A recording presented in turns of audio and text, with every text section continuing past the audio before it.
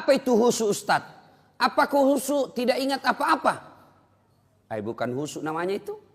Kalau sholat tidak ingat apa-apa, itu namanya tidur.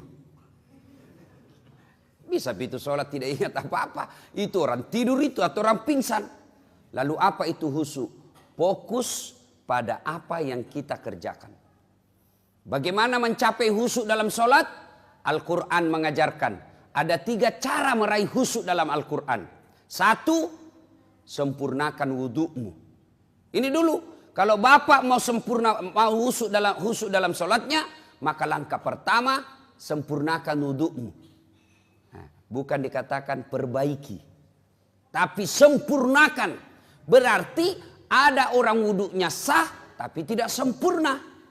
Pada saat mana wudhu kita tidak sempurna? 1, pada saat membasuh siku, tangan sampai ke siku. Quran mengajarkan membasuh caranya dari jari-jari ke siku. Coba itu buka Quran. Basuhlah dari jari-jari ke siku. Berarti begini prakteknya. Ya toh? Yang kita praktek dari siku ke jari. Bagaimana prakteknya? Buka keran. Berarti itu dari siku ke jari. Terutama kita yang sudah tua, yang sudah pensiun, sudah muka-maka sakaratil maut. Nah itu kalau kita basuh siku, lipat itu siku tak. Kenapa? Karena di belakang ada keriput. Ibu-ibu, coba bandingkan sikunya cucu tak dengan siku tak. Bandingkan. Sikunya yang anak SMA dengan yang sudah 80 tahun. Bandingkan. Yang anak SMA, biar dia tidak lipat, itu tidak ada keriputnya dilihat. Tapi kita yang sudah tua, pasti banyak keriputnya. Jadi ketika kita tidak lipat kita punya siku, maka pasti air tidak masuk dalam siku. Kalau kita yang sudah muda, masih muda, apa tuh godaannya setan? Dia pakai lengan panjang. Coba, pakai lengan panjang seperti ini toh. Cara lipatnya dia cuma begini. Nah, coba lihat. Cara lipatnya begini. 100% tidak sah wuduknya. Kenapa? Tidak kena sikunya. Karena ini wajib siku. Maka ketika kau linting bajumu, di atasnya siku. Nah, ini baru betul. Tapi kalau sejajar siku, berarti sikumu tidak kena air, tidak sah wudukmu. Tidak sah wuduk, otomatis sholatmu tidak sah. Nah, ini kalau lengan panjang. Kalau perempuan yang banyak membuat tidak sah sholatnya, tanpa dia sadari akhirnya tidak sah sholatnya gara-gara wuduknya tidak sah. Apa? Lipstick, eyeshadow, dan lain-lain. Apakah namanya itu yang di pipi? Merah pipi. Kalau biru tahu ah? Biru pipi. Nah, lipstick. Bu, lipstiknya terlalu tebal. Airnya apa? Bibirnya tidak tersentuh air. Atau yang bedak-bedaknya di sini terlalu tebal, tidak tersentuh air. Maka ketika mau wudhu, maka ibu-ibu bersihkan dulu itu. Nah, ini yang menjadi masalah kalau dia pergi pesta. Karena bilang 300.000 nih salung. Airnya begini ji wudhu. Iya. Nah, maka kalau mau khusyuk yang pertama langkah sempurnakan wudhu. Yang kedua yang paling banyak kita lalaikan ketika wudhu apa? Membasuh kaki. Anak-anak ini biasa anak SMA, anak SMP buru-buru. Apalagi kalau rakaat ketiga nih, habis nih. Lewat. Tenang kok saja, kau bisa masbuk. Bisa kok masbuk. Meskipun sudah rakaat keempat, at-tahiyyat itu imam, selama dia belum sholat, belum salam, berjamaah juga namanya itu. Dapat kok pahala 27. Jadi tidak usah kau buru-buru, tidak usah lari-lari. Pas kau lari, begitu sampai pasti kau tidak konsentrasi, poso. Nah, maka tidak usah lari. Tidak usah lari, santai saja. Kenapa? Selama imamnya tidak salam, belum salam, masih kau dapat pahala berjamaah. Jadi tidak usah makin buru-buru. Nah, apalagi yang membuat kita, yang kaki, wudhu, berkaitan dengan wudhu. Kaki. Nah, ini kita biasa tidak sempurna wudhu.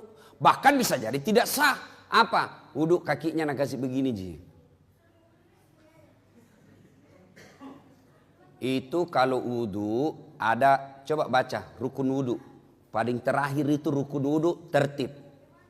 Apa itu tertib? mendahulukan yang dahulu, membelakangkan yang belakang. Artinya selesaikan dulu kananmu, baru pindah kiri. Nah, yang kita praktek kanan dulu, kiri lagi, kanan lagi, kiri lagi. Nah, itu orang Bugis bilang majamuta.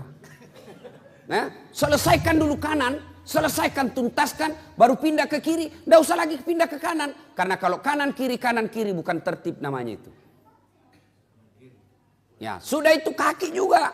Sempurnakan dulu kanannya, baru pindah ke kiri. Nah, ini yang banyak bisa setan masuk. Ada Nabi pernah katakan, pintu masuknya setan itu kuku. Bertanya sahabat, kok bisa?